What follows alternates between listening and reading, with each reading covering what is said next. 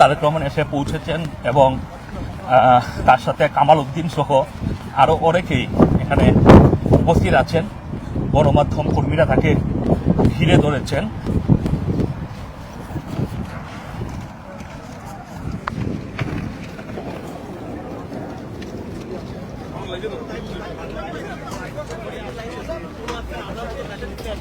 সাথে আমরা জাইমা রহমানকেও দেখতে পাচ্ছি।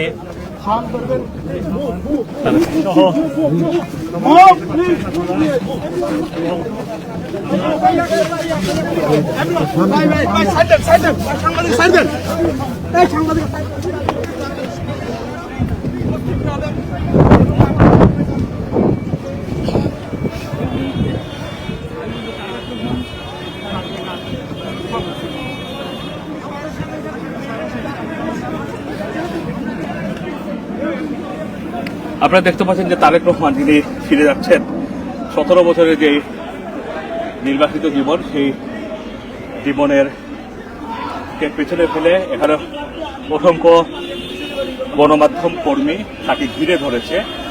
এবং এখানে যদি আমরা বলি যে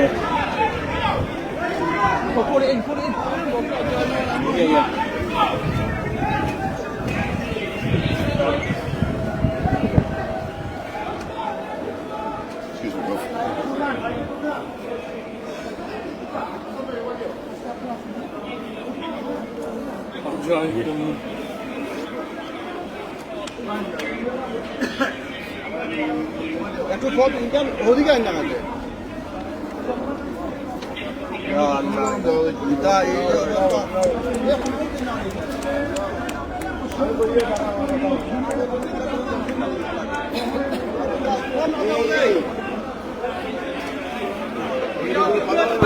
Move out the way. Excuse me, move out the way, please. Move out the way.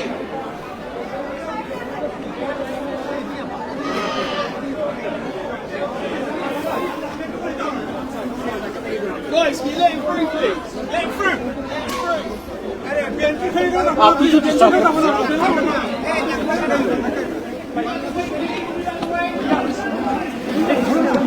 Tarique Rahman এই মুহূর্তে আমরা দেখতে পাচ্ছেন যে তিনি একটি চেকের এবং এখানে জুবাইদা রহমানকেও আমরা দেখতে পাচ্ছি যে তিনি ঢুকেছেন এয়ারপোর্টে এবং তারা হিথ্রো এয়ারপোর্টের যে টার্মিনালের ভিতর দিয়ে তারা প্রবেশ করছেন এবং তারেক রহমান সরাসরি ডিপারেচারে যাবেন, সেটাই আমাদের কাছে ইনফরমেশন রয়েছে। গণমাধ্যম কর্মীরা তাকে এখনও ফলো করছে, তবে হিথ্রো সিকিউরিটি থেকে বারবারই কনসার্ন জানানো হচ্ছে যে এইভাবে আসলে ঘিরে ধরে না ধরার জন্য। এবং তারেক খুবই বিরক্ত হয়েছেন গণমাধ্যম। আমি দেখতে পাচ্ছি যে অনেকটাই বিরক্তি তার চেহারার মধ্যে। হিথ্রো এয়ারপোর্টের সিকিউরিটি থেকে তাকে বারবারই বলা হচ্ছে যে সবাইকে মুভ করার জন্য।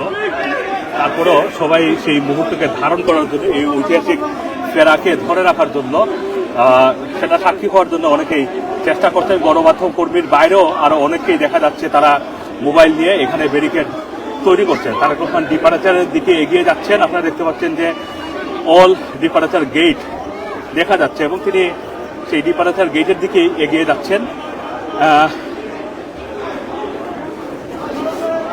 এবং এই ডিপারেচার গেটে ঢুকা মানেই হচ্ছে তারেক রহমানের যেই 17 বছরের 3 মাসের যে সম্পর্ক ছিল লন্ডনের সাথে নির্বাচিত জীবনের সম্পর্ক, সেই সম্পর্কের আনুষ্ঠানিক সমাপ্তি ঘটবে। তিনি বাংলাদেশে ফিরে যাচ্ছেন।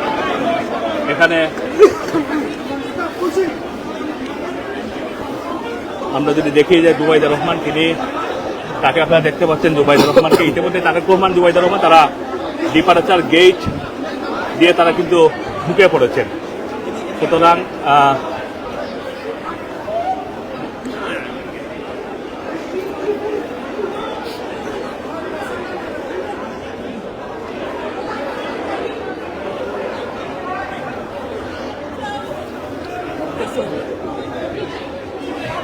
দেখি ভাইয়া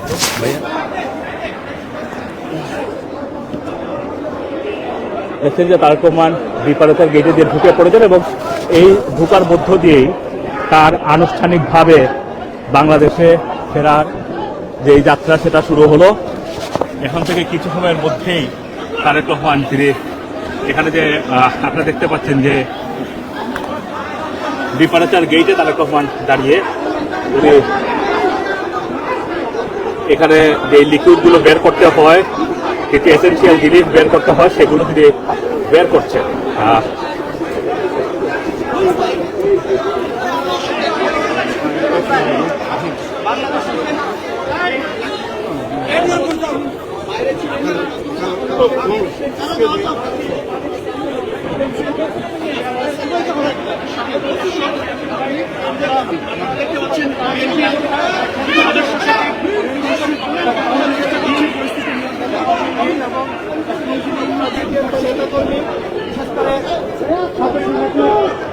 তারেক রহমান ঢুকে গেলেন ভিতরে।